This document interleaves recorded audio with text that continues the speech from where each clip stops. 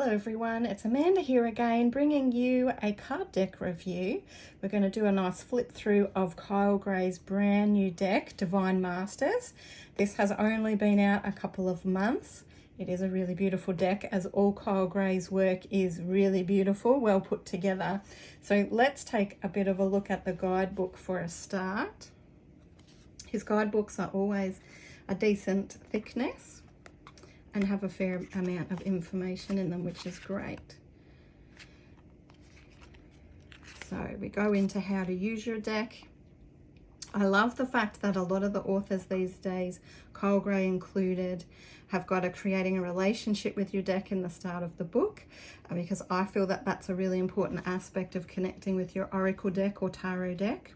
And so he has a process for you and even a prayer to help activate your oracle cards and help you in connecting with them. He goes into how the cards work, how to get the best experience out of them, things to do before a reading, and how to shuffle your cards, what to do with jumping cards, how to read for yourself or if you're reading for somebody else. If you're asking questions, a few ideas there to get your questions in a good manner to get the best kind of reading, and also if you have reversed cards come out. And then he does have a couple of spreads in the front of the book. We have the single card spread, the 2-card, there's a 3-card spread there, and also his life path spread, which is a 7-card spread. And then we dive into the interpretation of the cards, or the card meanings. Now, each one of your cards, we have about 2 pages worth of information. You do have a little image so you know you've picked out the right card when you're in the book. You've got some keywords. You have information about that particular Divine Master, which is really great, because if you pick one that you've never heard of, it's great to be able to learn a bit more about them. And then also a message from that particular Divine Master. Now we do have 44 cards, so 44 Divine Masters that are dotted throughout this deck. And it's a combination of divinities, and there's also star beings within this as well, which is really wonderful to see a few more of the star beings represented as well. So let's have a look at the cards themselves.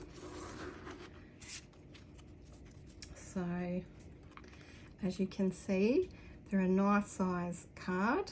I find this size is not too big and not too small. The colours are really beautiful. The artist is Jennifer Hawkyard for this one. I think the imagery is just really lovely. I love the different colours that are used. The fact we've got some different star beings that you don't necessarily commonly see in different card decks.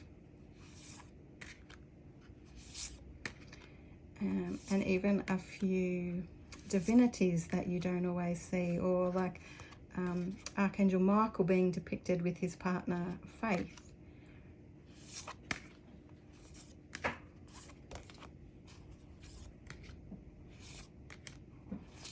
Really lovely colour array that they're using.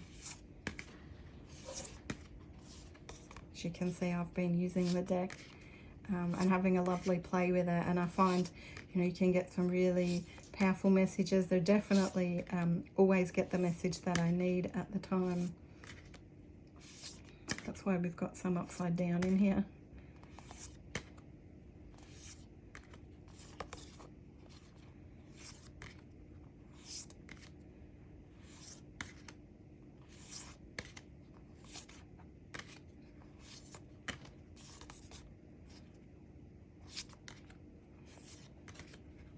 Definitely an enjoyable deck to be able to read with. Works well with other decks as well if you like to combine your oracle decks.